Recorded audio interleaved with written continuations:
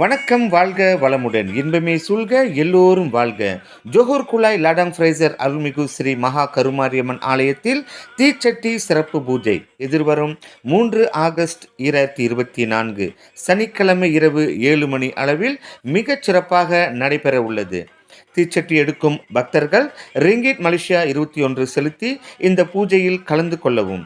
வேப்பிலை மட்டும் எடுத்து வரவும் தீச்சட்டி ஆலயத்தில் வழங்கப்படும். சுற்றுவட்டார பக்தர்கள் இதனையே அழைப்பாக ஏற்று இந்த தீச்சட்டி பூஜையில் கலந்து அம்பாளின் ஆசியை முழுமையாக பெற்று செல்ல அன்போடு அழைக்கின்றோம். நமது ஆலயம், நமது அடையாளம். இன்பமே சூழ்க, எல்லோரும் வாழ்க.